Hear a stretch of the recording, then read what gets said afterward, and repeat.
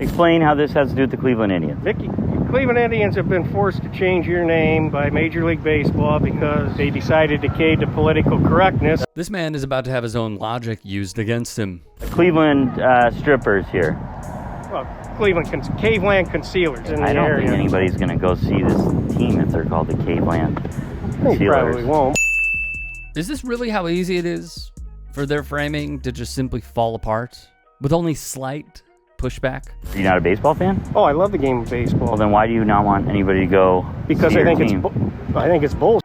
They're changing the name. I just don't think this is going to get it done. The other team name suggestion is... All right, have a good one, okay? Per the Good Liars, this video was taken outside a Trump rally, because of course it was. However, one half of the duo, Davram Stiefler, correctly points out the woman on the man's board that does appear to look like a stripper. The name change was well-founded. If the Indians want to change the little features and facial features, yes. But I do agree that Chief Wahoo should stay. This isn't Cleveland's first time confronting controversial parts of its team history. It feels really good that steps are being taken, that our voices are being heard. Philip Yenyo is executive director of the American Indian Movement of Ohio. He led several protests against the team's longtime Chief Wahoo logo, which Cleveland officially removed at the start of the 2019 season. There was one loud voice who was against it. And yes, by the way, they are trying to take away our history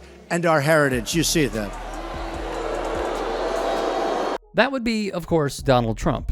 He sent the racist dog whistles in lieu of Cleveland changing their name, calling it a disgrace. And some in the media backed him up. The organization is moving away from its longtime Native American moniker, which critics called offensive. Robbie, do you think being the Cleveland Indians is offensive and needed to be changed?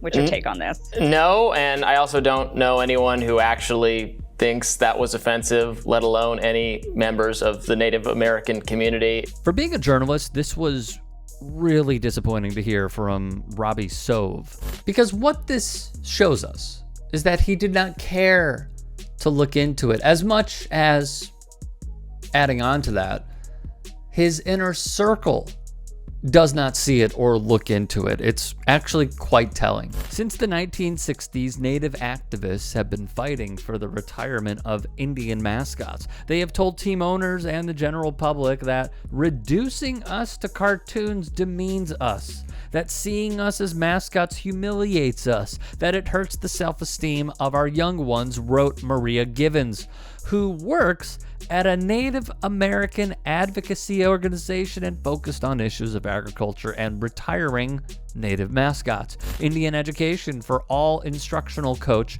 Jordan Lankford said she and her students were excited to hear the franchise's decision. The bottom line is that teaching children how to stereotype groups of people is not good for education, Lankford said.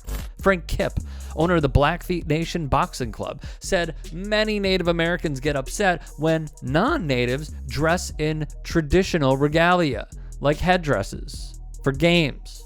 War bonnets are sacred to us, he said, adding they should be donned only by combat veterans, war heroes, and distinguished leaders. I can keep going for Robbie and others as well. When the announcement was made by Cleveland, the National Congress of American Indians, the oldest, largest, and most representative American Indian and Alaska Native organization serving the broad interests of tribal governments and communities, came out in support of the name change, something they had called for from the high school sports level to the pros. Speaking of, mascots and team names have been mostly offensive as microaggressors that trigger post-colonial stress injuries, which are compounded by non-natives displaying their racist ignorance, wearing fake headdresses, and mocking my race with war paint, said Lance Four-Star, chairman of the Assiniboine Nation. And yet you still have the folks like the former president who intentionally shows up to an Atlanta Braves playoff game to do the tomahawk chop.